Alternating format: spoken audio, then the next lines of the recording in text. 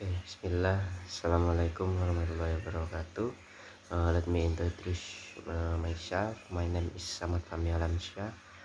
My number is 186 200 and 122.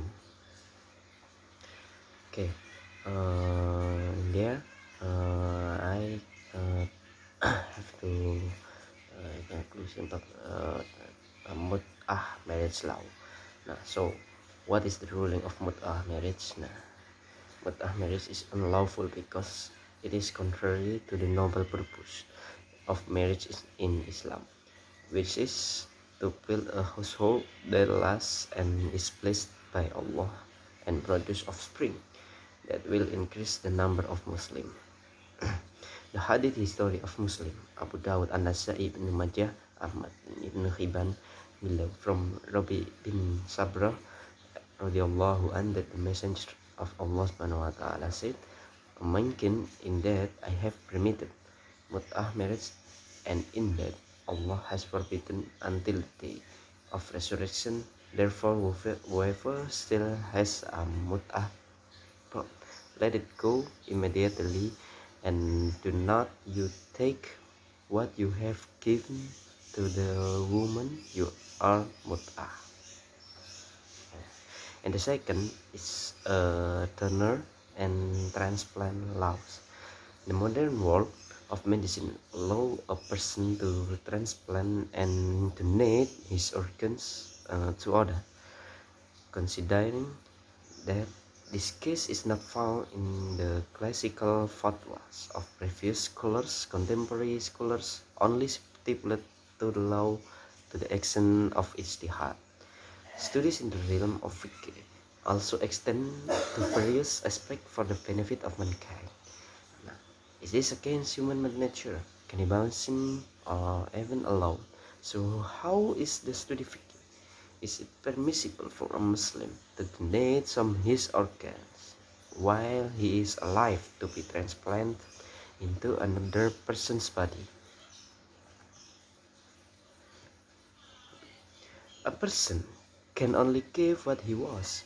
He may not give, donate, or donate something that does not belong to him, as the word of Allah subhanahu wa ta'ala, and give them some of Allah well which he has given you.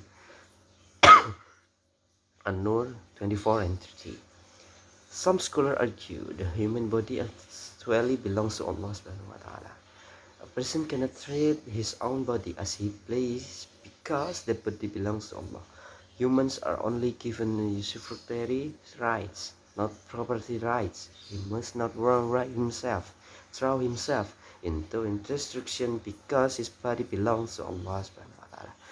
However, regarding blood donation, which has become the rare emergency need for mankind, scholars who hold this opinion are silent. There is an aspect of benefit from the blood donation, so that is impermissible to donate blood to obtain ijma. Security. Ulama agree without any positive or negative comment. This is what makes blood donation acceptable sharia. According to Sheikh Yusuf Qardawi, the case of organ is the same as blood donation. There is an aspect of benefit there. The duty of a believer is to eliminate the danger that befall a person of group of people, as the Fiqh rule from the hadith of the Prophet sallallahu alaihi wasallam, la darara wa la dirara. Do not harm yourself and do not harm others. In a sense, a Muslim shall not remain silent about the harm that befalls others. Sheikh Qardawi said, trying to relieve the suffering of a Muslim who suffers from kidney failure, for example, by donating one of his healthy kidneys. So, such as action is permitted by the Sharia. The person who performs this action is commendable and even rewarded. And the number 3 is change surgery law. Changing gender.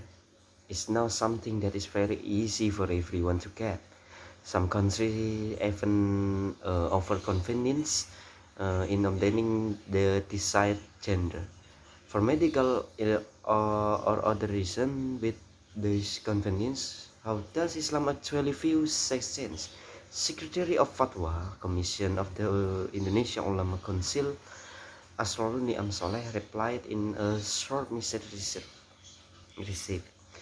It could be a guide for the community and the path, said Asrorun, who is also known as a scholar, academic, and young activist with Nahdlatul Ulama. According to Asrorun, the MI Fatwa Commission has submitted a fatwa related to sex change, which was stipulated in July 2010. The fatwa distinguishes change from genital enhancement. It is illegal to change genital while refinement for medical reason is permissible. The following is the full explanation. A change of genital. 1. Changing the genital from male to female or vice versa is done intentionally. For example, by genital surgery, the law is unlawful. Number 2, assisting in sex change as stated in point 1 is unlawful. Number 3, determining the legitimacy of gender status as a result of the genital reassignment surgery as referred to in point 1 is not permitted and has no Shari legal implication regarding the change. Number 4, the legal position of the sex of the person who has carried out the sex change operation as referred to in point 1 is the same as the original sex, as if the sex change operation has not been carried out, must have obtained a court order. Okay, number 5, the law, including number 4, the law of cloning in an Islamic perspective.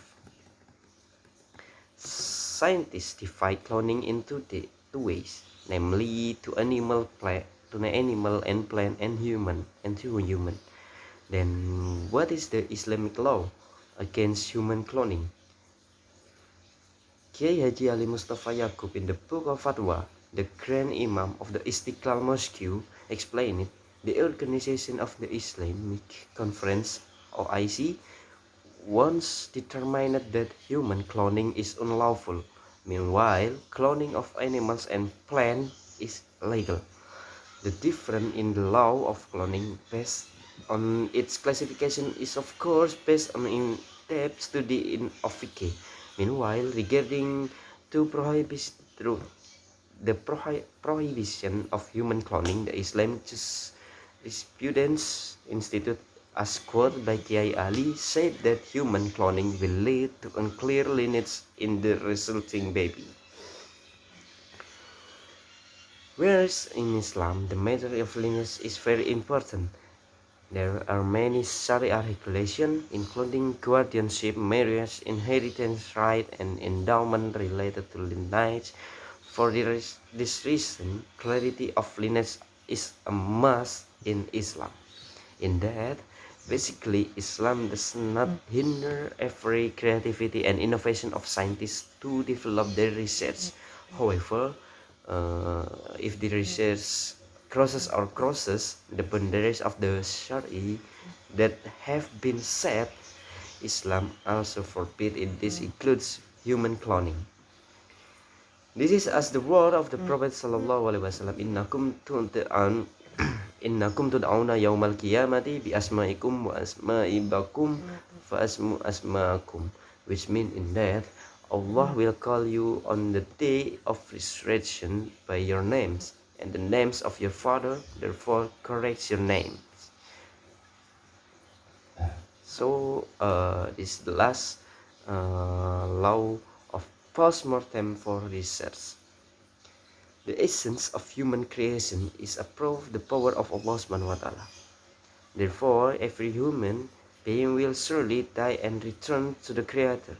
And for a Muslim or for Muslimah, when he die, he must be buried according to the funeral process according to Islam. Meanwhile, in this era, sometimes the bodies of people who have died are need for autopsy or post-mortem purpose, either for educational purpose, judicial judicial autopsy, or for scientific purpose. What is the Islamic law regarding the post-mortem? In Islam, the law of post-mortem is seen based on the purpose of the dissection of the corpse.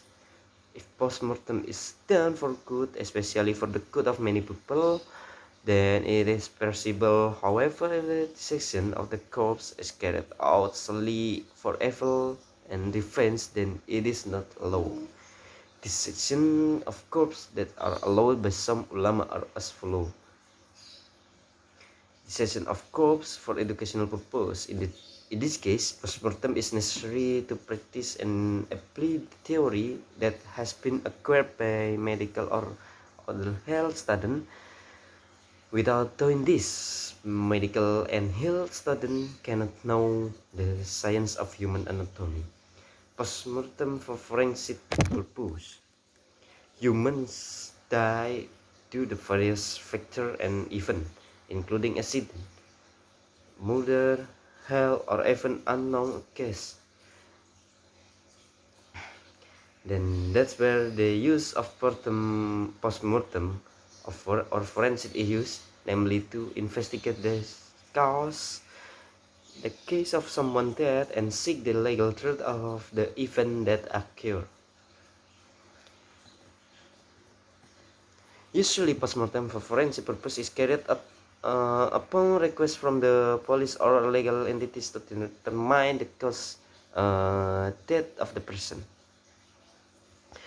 Whether the cause of death was natural or intentional, if the death was caused by non-scientific or intentional cause, the forensic autopsy can be used as evidence to track and arrest the perpetrator. In essence, the purpose of forensic autopsy is established law fairly states in Surah An-Nisa that we as Muslims are encouraged to establish laws among humans fairly. Okay, this is one for me, and thank you for your attention. Give me up. Wallahul muwaffiq ila aqwamit thoriq. Wassalamualaikum warahmatullahi wabarakatuh.